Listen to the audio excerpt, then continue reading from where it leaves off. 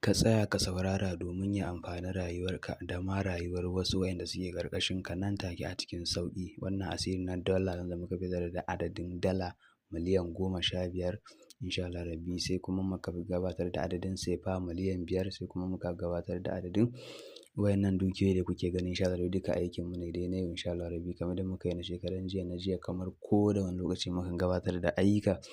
Yauwa kuma akwai manya-manyan baƙinmu wayanda suke zuwa mana suke yi mana fata alheri, suke kiran mu suke yi mana fata alheri, suke kiran mu suke mana tambayoyi, suke kiran mu suke tura mana saƙonni na fata alheri, suke saka mu ayyuka, suke ƙara haɗo mu da wasu manya-manyan mutanen manya-manyan baƙi na faɗin duniya duka mu nemi kowa da kowa fata alheri. Sannan sai kuma mutane wanda suke bibiye wannan shafi nawa farin jini mai tarin albarka wato ɗan gatan Malam Tv, wanda suke jin daɗin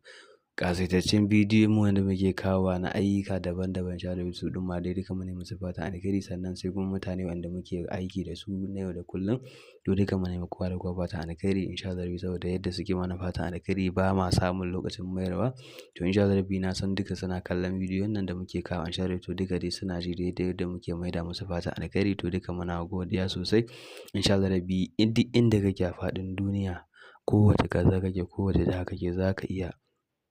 yin magana domin a gabatar maka da ƙarin bayani nan take a cikin sauƙi dangane da aikin da zarafi. Za ka mallaki duk abin da kake buƙata ka mallaka nan take a cikin sauƙi. Alfarmar Manzon Allah sallallahu alaihi wasallam, wannan aiki ne mujarrabi nan take a cikin sauƙi.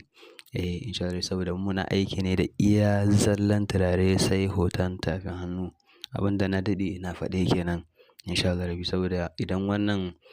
ba sabo bane wanda yake kallon bidiyon mu, mai bi wani sabon mutum ɗin zai zo ya kalla kuma yana buƙatar ƙarin bayani dangane da aikin tasarrufi. Insha Allah wannan muna ɗan kaɗan daga cikin bayanin ne, sauran bayani za a ɗaure a iya tuntuɓar muku a kira muku a mana magana a WhatsApp ko kuma a nemi mu duk yadda aka nemi ga lambobi na insha Allah za a same mu domin ƙarin bayani ingantacce kuma domin kanmu domin gabatar da aiki nan take kuma domin samun biyan buƙata akan abin da ake buƙata nan take a cikin sauƙi. To dai mu nemi kowa da kowa fatan alheri